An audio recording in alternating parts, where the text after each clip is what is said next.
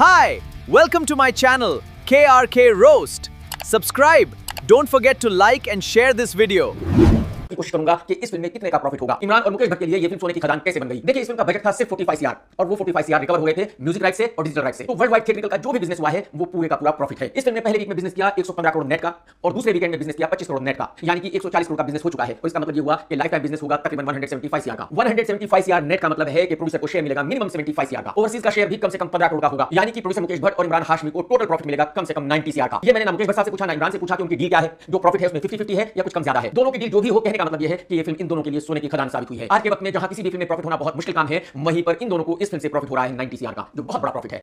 तेलुगु फिल्मों का एक एक्टर है जिसका नाम है तेजा सज्जा, जिसकी फिल्म मिराई भी हिंदी में रिलीज हुई थी और इस फिल्म ने ठीक बिजनेस किया था। उससे पहले भी तेजा की तेलुगु में एक फिल्म रिलीज हुई थी जिसका नाम था ज़ॉम्बी रेडी। उस फिल्म ने अच्छा बिजनेस किया था। यही वजह है कि निर्माता ज़ॉम्बी रेडी 2 बना रहे हैं। इस प्रोड्यूसर का नाम है विश्व प्रसाद और यही प्रभास की फिल्म राजा साहब का भी प्रोड्यूसर था। मीडिया की खबरों के मुताबिक उस फिल्म में इसको नुकसान हुआ था 425 सीआर का, एक सिंगल फिल्म में 425 सीआर का। और मीडिया का ऐसा कहना है कि नुकसान इतना बड़ा था कि इस नुकसान के बाद ये प्रोड्यूसर बैंकरप्ट हो गया था। लेकिन ये जो फिल्म बनाने की बीमारी है, ये एक ऐसी बीमारी है कि जिसको लग गई उसको जिंदगी भर छोड़ती नहीं है, मरने के बाद ही ये बीमारी खत्म होती है। तो विश्व प्रसाद को भी ये बीमारी लग चुकी है, तो जाहिर सी बात है वो भी फिल्में बनाना बंद तो नहीं कर सकता, पैसे हो या ना हो। मैं आपको बता दूं कि सनी देओल की फिल्म जाट का प्रोड्यूसर भी विश्व प्रसाद ही था और बताया जाता है कि उस फिल्म में भी तकरीबन 25 करोड़ रुपए का नुकसान हुआ था। मीडिया की खबरों के मुताबिक आज तक इस निर्माता ने जो भी फिल्म बनाई है कोई भी नहीं चली। तकरीबन हर फिल्म में इस निर्माता को नुकसान हुआ है। मीडिया की खबरों के मुताबिक इस निर्माता को अब तक तकरीबन 1000 करोड़ रुपए का नुकसान हो चुका है, उस वक्त से लेकर अब तक जब से इसने फिल्में बनानी शुरू की हैं। हिंदी फिल्मों का एक अच्छा डायरेक्टर है जिसका नाम है सुपर्ण वर्मा। ज़ॉम्बी रेडी 2 का डायरेक्शन सुपर्ण ही कर रहा है, क्योंकि तेजा सज्जा का ऐसा यकीन है कि अगर सुपर्ण इस फिल्म का डायरेक्शन करेगा तो ये फिल्म हिंदी दर्शकों के लिए अच्छी बनेगी, ये फिल्म हिंदी में बढ़िया बिजनेस करेगी। तेजा का ऐसा मानना है कि तेलुगु दर्शक तो इस फिल्म को उसकी वजह से देख लेंगे और जो हिंदी दर्शक है वो इस फिल्म को सुपर्ण की वजह से देखेंगे। अब देखने वाली बात ये होगी कि जो तेजा सोच रहा है वही होगा या नहीं होगा, ये फिल्म हिट होगी या फ्लॉप होगी। इस फिल्म में भी कहीं इस निर्माता को बेचारे को नुकसान तो नहीं हो जाएगा। अगर कहीं इस फिल्म में भी इस निर्माता को बेचारे को नुकसान हो गया तो शायद फिर आगे कोई फिल्म बना नहीं पाएगा,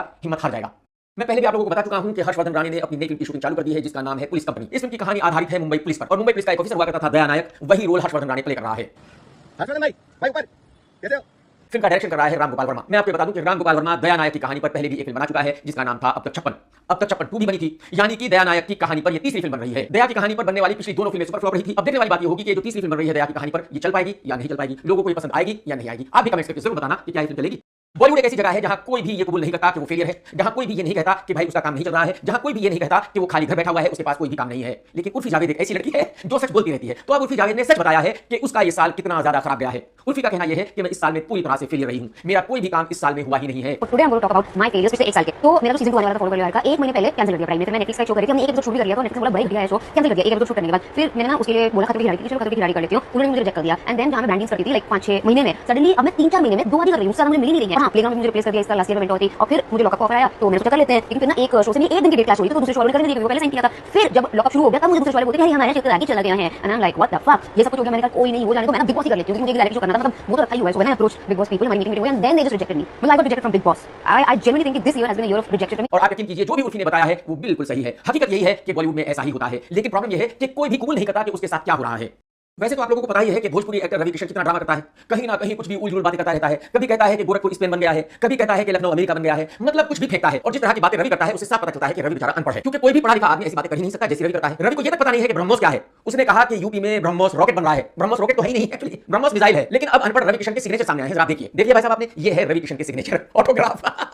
अनपढ़ होना कोई मामूली बात नहीं है, बहुत बड़ी बात है। हर दिन कुछ ना कुछ ऐसा होता है कि हर वीडियो में मुझे कंगना के बारे में कुछ कहना ही पड़ता है। जब से कंगना ने जेनजी को गटर जनरेशन कहा है तब से बहुत सारे लोग कंगना के बारे में बहुत कह रहे हैं। बॉलीवुड में भी ऐसे बहुत सारे लोग हैं जिन्होंने कंगना के इस बयान पर रिएक्शन दिया। कंगना को मैंने है टंगना, ऐसे जगह टंगना, शुगर डैडीज पे बहुत उछल रही है वो। तू रुक जा बेटी, जो साड़ी और 10 लाख के पास लेके घूम रही है ना, कौन दे रही है तुझे, कौन दे रही है जो फिल्में बना रही है किसके पैसों पर। और अब कंगना ने उनको रिप्लाई दिया है, जरा सुन लीजिए। मैं देखती हूँ आए दिन कि इस तरह के लोग, चाहे वो आशिफ राणा हो, जो कहते हैं कि वो देखना पहुंचते हैं, चाहे सोनू टाइप लोग हैं जो कहते हैं कि मुझे तरीका सीखना चाहिए, राखी सावंत टाइप लोग हैं जो मेरे चरित्र पर जो है हर तरीके की भर्ती करते हैं, ताकि टाइप लोग हैं जो मेरे माता पिता को, मेरे परवरिश को, मेरे बैकग्राउंड को अपमानित करते हैं। ये लोगों के लिए मेरा सिर्फ एक मैसेज है कि अगर आप लोग मेरे समान 1% भी लाइफ में सक्सेस नहीं कमा पाए हो तो मैं आपका कोई भी ज्ञान नहीं सुनूंगी। तो कंगना के इस बयान से क्या होने वाला है? इससे ये होगा कि जो बॉलीवुड के लोग हैं जिनके बारे में कंगना बात कर रही है वो फिर से कुछ कहेंगे और जो भी वो कहेंगे उनका जवाब फिर से कंगना देगी। डिस्गस्टिंग भूखे नंगे लोगों की मैं कोई सलाह नहीं दूंगी। I can help them if they want, but I'm not here to listen things from them. और जहां तक बाबा रामदेव की बात है, उन्होंने हर मर्यादा लांघी है। यानी कि कंगना की पूरी जिंदगी इन्हीं कामों में खत्म हो जानी है कि लोगों ने उसके बारे में कुछ कहना है, उसने लोगों के बारे में कुछ कहना है। सही है कंगना दीदी, सही जा रही हो आप। मैं आपको बता दूं कि बॉलीवुड से जितने लोग भी राजनीति में गए हैं वो सब बहुत बड़े ड्रामा है। अगर वो ड्रामा नहीं होते तो राजनीति में नहीं जाते। राजनीति में जाने का मतलब क्या है कि भाई एक आदमी को झूठ बोलना अच्छे तरीके से आना चाहिए, एक आदमी को ड्रामा करना अच्छे तरीके से आना चाहिए, एक आदमी को दूसरों को बेवकूफ बनाना अच्छे तरीके से आना चाहिए। जैसे मैंने कहा कि आजकल रवि किशन खूब ड्रामा कर रहा है, कुछ ना कुछ कहता रहता है, तो इसी बीच रवि के कुछ पुराने वीडियो वायरल हो गए हैं। लोग रवि से पूछ रहे हैं कि भाई ये जो आपके वीडियो है इनके बारे में आपका क्या कहना है। आप भी जरा वीडियो देख लीजिए। कि हम तो पुराने कांग्रेसी हैं, मेरे बाबा कांग्रेसी हैं। तीन कांग्रेसी, तीन गांधियों का खून इस हिंदुस्तान की मिट्टी में सना हुआ है, वो हम लोगों को कभी नहीं भूलना चाहिए। कांग्रेस का प्रेमी हूं मैं, कांग्रेस का भक्त हूं मैं, मेरे पिताजी भी भक्त हैं, कट्टर कांग्रेसी हूं, मेरे विचारधारा कांग्रेस से, आइडियोलॉजी मिलती है कांग्रेस से। रवि ने खुद ही कहा था कि उसके बाप दादा भी कांग्रेसी रहे हैं। रवि ने खुद ही कहा था कि वो कांग्रेस का बहुत बड़ा सपोर्टर है। रवि ने खुद ही कहा था कि जो कांग्रेस की आइडियोलॉजी है वो वही है जिसको रवि भी मानता है। लेकिन आज रवि कुछ और बात कर रहा है। आज रवि 24 आवर झूठ बोल रहा है। तो अब लोग रवि से पूछ रहे हैं कि भाई तू अगर अपनी ही बातों का नहीं है, तू जो कहता है उसी पर अड़ी नहीं है, तो तेरी बात को कैसे माने, तेरी किसी भी बात पर कैसे यकीन किया जाए। जो इसकी बातों पर यकीन करता है वही पागल है, इसकी किसी बात पर यकीन नहीं होना चाहिए। कैटरीना का भी एक वीडियो वायरल हो गया है जब कैटरीना से एक पत्रकार ने पूछा कि एक बड़े स्टार से आपका नाम जुड़ा है और उसकी वजह से ही आप इतनी बड़ी स्टार बनी है, क्या ये सच है? तो देखिए कैटरीना ने क्या जवाब दिया था। मुझे ऐसा लगता है इसके बारे में बहुत कुछ कह सकती हूँ, लेकिन इंसान का जो डेस्टिनी है ना वो सिर्फ भगवान के हाथ में है। और जैसे आप कह रहे हैं जिस मुकाम तक मैं अभी पहुंच सकती थी वो मेरी डेस्टिनी में है, वो किसी एक आदमी की वजह से नहीं हो। और मेरे ख्याल में जो कैट ने कहा है वो 100% सच है। अगर किसी एक आदमी के साथ किसी का नाम जुड़ने से कोई लड़की सुपरस्टार बन सकती है तो आज बॉलीवुड में सैकड़ों सुपरस्टार्स होती, लेकिन ऐसा नहीं है। अगर किसी एक फिल्म वाले के साथ एक लड़की का नाम जुड़ने से वो लड़की सुपरस्टार बन जाती तो आज की तारीख में बॉलीवुड की जो फैमिलीज हैं उनमें बहुत सारी लड़कियां हैं वो सब बहुत बड़ी स्टार्स होती, लेकिन ऐसा नहीं है। तो हकीकत यह है कि जो कैट ने कहा है वो बिल्कुल सच है। ये पब्लिक के हाथ में है कि वो किसको स्टार बनाएगी और किसको जीरो रखेगी। ये हर एक इंसान का अपना हार्डवर्क है जो जिंदगी में उसे कुछ बनाता है। सिर्फ और सिर्फ किसी के साथ नाम जुड़ने से कोई भी लड़की बॉलीवुड में स्टार नहीं बन सकती। वीर पहाड़िया की फिल्म आ रही है, इसका टीजर भी रिलीज कर दिया गया है, गाने भी रिलीज हो गए हैं और ये फिल्म जल्दी रिलीज होने वाली है। जब इस फिल्म के निर्माता से मैंने पूछा कि भाई साहब आपने फिल्म क्यों बनाई है, तो निर्माता ने मुझे बताया कि एक साउथ की फिल्म का रीमेक है ये फिल्म। वो साउथ की फिल्म बहुत बड़ी हिट थी और यही वजह है कि उस फिल्म को हिंदी में बनाया गया है। लेकिन प्रोड्यूसर ने ये भी बताया कि उसने वीर पहाड़िया को 1 रुपया भी नहीं दिया। वीर ने इस फिल्म में फ्री काम किया है और यही वजह है कि इस फिल्म की लैंडिंग कॉस्ट है सिर्फ और सिर्फ 20 CR। तो प्रोड्यूसर का ऐसा मानना है कि फिल्म कम से कम 50 करोड़ रुपए का बिजनेस करेगी थिएटर में और उसको थिएटर से मिलेंगे कम से कम 20 करोड़ रुपए। लेकिन मैंने प्रोड्यूसर को बताया कि भाई साहब आपका जो पैसा लगा है डूब गया है, गटर में चला गया है। इस फिल्म को थिएटर में एक कुत्ता भी देखने नहीं जाएगा, इंसानों को तो बात ही छोड़ दीजिए। इस फिल्म का थिएटर लाइफ टाइम बिजनेस होगा मैक्सिमम 1 to 2 CR, इससे ज्यादा हो नहीं सकता, कोई तरीका नहीं है। और जब इस फिल्म का इतना बिजनेस होगा थिएटर्स में तो फिर इस फिल्म के कोई भी राइट्स बिकेंगे नहीं। मैं आपको बता दूं कि अब तक इस फिल्म के OTT राइट्स नहीं बिके हैं। जाहिर सी बात है जो OTT कंपनी है उन्होंने कहा है कि भाई आप इस फिल्म को थिएटर में रिलीज कीजिए, अगर बढ़िया बिजनेस किया तो हम खरीदेंगे। जाहिर सी बात है बिजनेस होना नहीं है तो बिकने नहीं है। तो कहने का मतलब यह है कि अगर इस निर्माता को ऐसा लग रहा है कि इसने भी पहाड़िया को पैसे नहीं दिए तो इसने बहुत बड़ी जंग जीत ली है और इसको बहुत बड़ा प्रॉफिट होने वाला है, तो ये बिल्कुल सब कुछ धोखा है। इसके जो 20 करोड़ रुपए लगे हैं वो गटर में चले गए हैं, उनमें से कुछ भी वापसी आना नहीं है।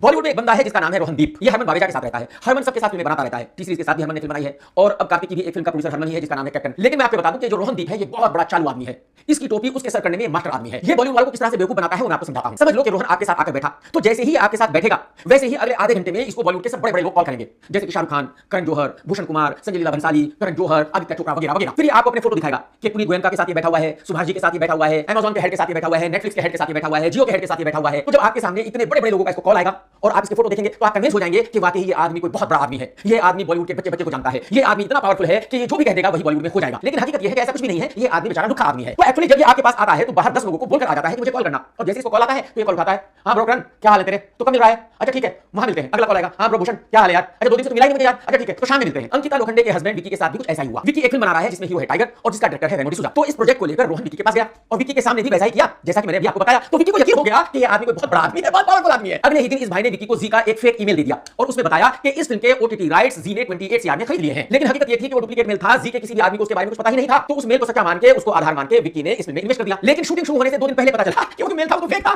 जी को तो इस प्रोजेक्ट के बारे में पता ही नहीं है। जी तो इस फिल्म के राइट्स खरीदने के लिए तैयारी नहीं है। अब आखिरी वक्त में क्या किया जाए, कोई रास्ता नहीं है, पैसे तो लगाने पड़ेंगे, शूटिंग तो चालू करनी पड़ेगी, फिल्म तो बनानी पड़ेगी। तो बेचारे विक्की ने फिल्म की शूटिंग चालू कर दी और शूटिंग आज भी चल रही है। लेकिन मैं आपको बता दूं कि रोहनदीप के ऊपर इस मेल को लेकर 2 लोगों ने FIR करा दिया है। अंबोली पुलिस तहकीकात कर रही है और जैसे ही इन्वेस्टिगेशन पूरी हो जाएगी वैसे ही फैसला किया जाएगा कि इस रोहनदीप को जेल में डाला जाए या नहीं डाला जाए। देख लो आप कितने बड़े-बड़े कुर्रम लोग पड़े हुए हैं बॉलीवुड में।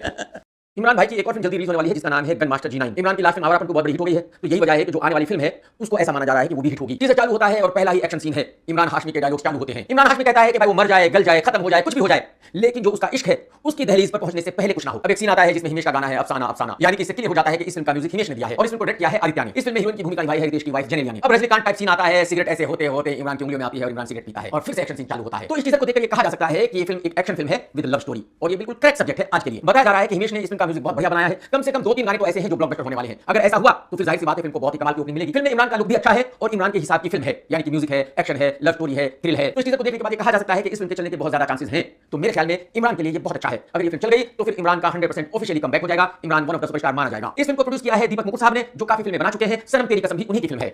पूरे हिंदुस्तान में बहुत सारी फिल्म इंडस्ट्रीज हैं, जैसे कि Hindi film industry, Punjab film industry, Telugu, Tamil, Malayalam, Kannada वगैरह वगैरह। और इन इंडस्ट्रीज में बहुत सारे फेमस लोग हैं, लेकिन इन सभी फेमस लोगों में से एक लड़की है जो हिंदुस्तान में सबसे ज्यादा दुखी है। उसका नाम है सुनंदा शर्मा। ये लड़की पंजाबी सिंगर है और डेली का इसका एक ही रूटीन है कि इसने रोते हुए एक वीडियो डालनी है, दुखी होते हुए एक वीडियो बनानी है। वो बहाने से उठा जाकर किसी और का हो गया, बड़े मजमे में मैं अकेला हो गया। जितने दिल तोड़े हैं तेरे जाने के बाद ये अफसोस है, यानी तुझसे बिछड़कर मैं तेरे जैसा हो गया।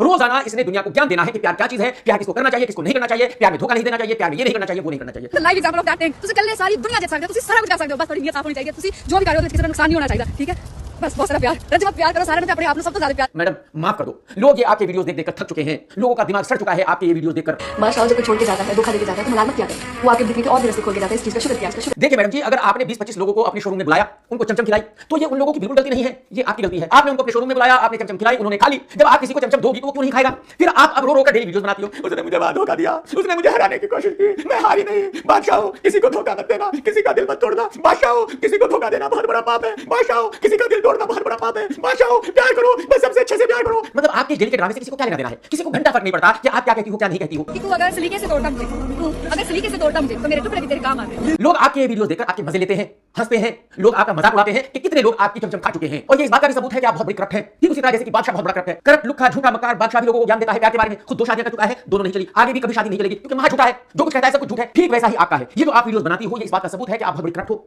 आप सच्ची लड़की नहीं हो। क्योंकि जो सच्ची लड़कियां होती है वो इस तरह से बात ही नहीं करती, जो सच्ची लड़कियां होती है वो ऐसी हरकतें ही नहीं करती जैसी आप कर रही हो, जिस तरह की वीडियोस आप बना रही हो। तो मैं आपसे हाथ जोड़कर रिक्वेस्ट करता हूं कि आप रो रो कर ये वीडियो बनाकर अपना मजाक खुद ही मत बनाइए, किसी को कुछ फर्क नहीं पड़ने वाला आपके इन वीडियो से। बॉलीवुड एक महाफ्लॉप एक्टर है जिसका नाम है संजय कपूर। इसने अपने आप को कई बार हीरो माना, लेकिन हीरो कभी बना नहीं। अब इस भाई ने पॉडकास्ट किया और अपनी फिल्म के बारे में बताया। सिर्फ तुम लगी वो इतनी चली कि आज हम 27 साल के बाद उस पिक्चर की बात कर रहे हैं।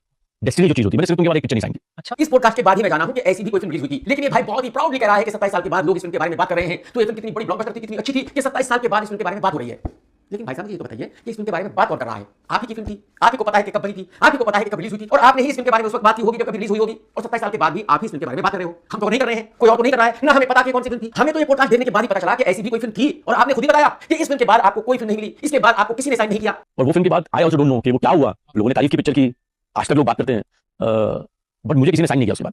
आपको समझ जाना चाहिए कि कितनी बढ़िया फिल्म रही होगी, कितनी घटिया फिल्म रही होगी। ऐसी एक फिल्म जिसके रिलीज होने के बाद किसी ने आपको साइन नहीं किया, जिस फिल्म के बारे में हम आज तक नहीं जानते थे कि ऐसी भी कोई फिल्म थी, और उस फिल्म के बारे में बात करते हुए आप ये कह रहे हो कि वो बहुत बड़ी फिल्म थी उस वक्त की, और आज 27 साल के बाद भी उस फिल्म के बारे में बात की जाती है। अरे कुछ तो मर्यादा रखिए। मतलब आप लोगों की तरह की बातें सुनकर मैं हैरान हो जाता हूं, मैं सोचने पर मजबूर हो जाता हूं कि किस तरह का दिमाग है आप लोगों का, कितने बड़े अकल से पैदल हो आप लोग यार। कुछ तो शर्म करो, कुछ तो लिहाज रखो। गोविंदा भी आज की तारीख में न्यूज में है, भले ही बीवी की वजह से हो, भले ही गर्लफ्रेंड की वजह से हो। इसने भी एक पॉडकास्ट किया, और जब मैडम ने इससे पूछा कि आप इतने बदनाम क्यों हो, आप टाइम पर शूट पर क्यों नहीं आते थे, किसी का नाम है क्या आप कि वक्त पर नहीं आते? कुछ चांस ही नहीं था कि मैं समझ जाऊं। क्यों शिफ्ट का ये क्या लूं, ये किसी के उसमें नहीं। जो आपके साथ काम करते थे फिल्म में, वो आपका इंतजार करते रहते थे और आप आते ही नहीं थे। तो गोविंदा ने बड़ी ही ईमानदारी से कहा कि पॉसिबल ही नहीं था। अगर एक आदमी एक दिन में 5-6 फिल्मों की शूटिंग कर रहा है तो वो हर जगह टाइम पर पहुंच ही नहीं सकता, पॉसिबल ही नहीं है। तो मैडम ने गोविंदा से पूछा कि फिर आप फिल्में साइन क्यों करते थे? 4-5 शूटिंग कैसे करेगा? तो आप साइन क्यों करते थे इतनी सारी फिल्में? सभी लोगों ने किया था। आज साइन करते तो किसी कॉलर करते थोड़ी कहते हैं मुझे साइन करो। आगे थे लोग, आ जाते हैं लोग और जिद करते हैं और कहा करते हैं कि हम we want to work with you, somehow will plan and manage. तो गोविंदा ने फिर बड़ी ईमानदारी से कहा कि ऐसे बहुत लोग थे जो जबरदस्ती आकर फिल्म साइन करा लेते थे। वो कहते थे कि मैनेज कर लेंगे, आप फिक्र मत करो, आप बस फिल्म साइन कर लो। मैडम ने आगे कहा कि लेकिन जो लोग आपके साथ उस फिल्म में काम किया करते थे उनके साथ तो ये अन्याय था कि आप शूट पे आते ही नहीं थे। नहीं, पर जो को-एक्टर्स हैं वो तो बैठे रहते थे आपके लिए इंतजार they were making money, they were charging for it per day के हिसाब से। जैसे 43 फिल्म मैंने काला खान जी के साथ की और 42 फिल्म मैंने शक्ति कपूर जी के साथ की। ये सभी लोगों ने ये तो शुरू में ट्रैक में आते थे, सभी लोगों ने पकड़ लिए। तो गोविंदा ने फिर ईमानदारी से कहा कि ऐसा कुछ भी नहीं था। जिन लोगों ने मेरे साथ काम किया उन्होंने खूब पैसे कमाए मेरे नाम से, और आप यकीन कीजिए गोविंदा ने यहां जो भी कहा वो बिल्कुल सच कहा। एक जगह भी गोविंदा ने झूठ नहीं बोला। जो भी गोविंदा ने कहा वही सच है। वैसे तो बॉलीवुड में नेताओं के खिलाफ कुछ बोलता नहीं है, लेकिन मोदी जी ने कुछ लोगों को दिमागी नक्सल कहा था, और बॉलीवुड में एक छोटा मोटा एक्टर है जिसका नाम है राजेंद्र गुप्ता। तो उसने मोदी जी को जवाब दिया है, जरा सुन लीजिए। लाल किले से छिपाया गया है, उसे धमकाया गया है, भारी मुसीबत है वो, ऐसा बताया गया है। कौन है वो दिमागी नक्सल, कहाँ रहता है, मतलब क्या खाता है, कौन सी नौकरी करता है, क्या पाता है, या वो बेरोजगार है? क्या आप जानते हैं उसे? किसी दिमागी नक्सल को आप जानते हैं, बता सकते हैं उसकी पहचान क्या है? तो ऐसे वक्त में जहां आज कोई भी एक्टर कंट्रोवर्सी में नहीं पड़ना चाहता, पॉलिटिशियंस के खिलाफ कुछ भी बोलना नहीं चाहता, उस वक्त में राजेंद्र गुप्ता ने मोदी जी के बारे में ऐसी बात कही है जिसको सुनकर सब भौचके हैं, सब ये सोच रहे हैं कि इस भाई ने ऐसा क्यों कहा है। वैसे तो आप जानते हैं कि जो बॉलीवुड वाले हैं उनका कुत्तों के प्रति प्यार बहुत ज्यादा है। हर किसी ने कुत्ता पाला हुआ है, हर कोई कुत्तों से प्यार करता है, हर कोई कुत्तों की हमदर्दी करता है, हर कोई कुत्तों के बारे में अच्छी बातें कहता है। कुल्फी जावेद को भी कुत्तों से बहुत प्यार है। तो कुल्फी जावेद कहीं गई थी और वहां कुत्ता इसको काटने वाला था, बस बच ही गई, और मुझे बहुत दुख हुआ ये देखकर। भाई साहब, मैं इस कुत्ते को इनाम देता अगर ये इसको काट लेता। मैं दुआ करता हूं कि अगर अगली बार कुल्फी जावेद कहीं जाए और वहां कुत्ता हो तो वो कुत्ता इसको जरूर काटे। इसको पता चले कि कुत्तों को सपोर्ट नहीं किया जाना चाहिए, बल्कि सभी बॉलीवुड वालों को पता चले कि कुत्तों को सपोर्ट नहीं करना चाहिए। राम गोपाल वर्मा ने अपनी नई फिल्म पुलिस कंपनी की शूटिंग चालू कर दी है, जिसमें मेन लीड भूमिका निभा रहा है हर्षवर्धन राणे। इसमें और भी बहुत सारे लोग हैं जैसे कि पेश रावल, मनोज बाजपेयी वगैरह वगैरह। लेकिन शूटिंग के पहले ही दिन कंट्रोवर्सी हो गई। बॉलीवुड में एक ऑर्गेनाइजेशन है, उसी के अंडर में सभी वर्कर्स आते हैं। राम गोपाल वर्मा ने 9-10 साल पहले कुछ फिल्में बनाई थी, उस वक्त में उसने वर्कर्स का कुछ पैसा नहीं दिया था, जो तकरीबन 1.3 सीआर था। तो जिस दिन रामू ने अपनी फिल्म की शूटिंग चालू की उसी दिन ऑर्गेनाइजेशन के कुछ लोग लोकेशन पर आ गए और शूटिंग रुकवा दी। शूटिंग तकरीबन 2-3 घंटे तक रुकी रही। इसके बाद रामू ने 1.3 सीआर पेमेंट किया, तब जाकर शूटिंग चालू हुई। इससे आप अंदाजा लगा सकते हैं कि जो बॉलीवुड की ऑर्गेनाइजेशंस हैं वो कितनी स्ट्रांग है। जैसे कि मैं आपको कितनी बार बता चुका हूं कि आज की तारीख में हर किसी को पॉडकास्ट करना है, और ऐसे बहुत सारे भूले पिछले लोग हैं जो पॉडकास्ट करके अपने आप को सेलिब्रिटी मान रहे हैं। ऐसी ही एक लड़की का पॉडकास्ट मैंने देखा और मुझे पता चला कि ये भी कभी एक्ट्रेस थी, लेकिन कमाल ये है कि मैं इसको नहीं जानता। फराह को लॉन्च किया यजी ने, मंदाकिनी को लॉन्च किया राज कपूर जी ने, और मुझे किया मनोज कुमार जी ने। तो इस लड़की ने बताया कि मंदाकिनी को राज कपूर साहब ने लॉन्च किया था, फराह को यश चोपड़ा ने लॉन्च किया था, और इसको मनोज कुमार ने लॉन्च किया था। मैडम जी, मैं फराह के बारे में जानता हूं, मंदाकिनी के बारे में भी जानता हूं, लेकिन मैं आपके बारे में नहीं जानता। मैंने आज पहली दफा आपको देखा है, मुझे आज पहली दफा पता चला है कि आपको भी लॉन्च किया गया था, आप भी किसी फिल्म में आई थी। तो मेरे ख्याल में मुझे ऐसा लगता है कि आपको अपने आप को फराह और मंदाकिनी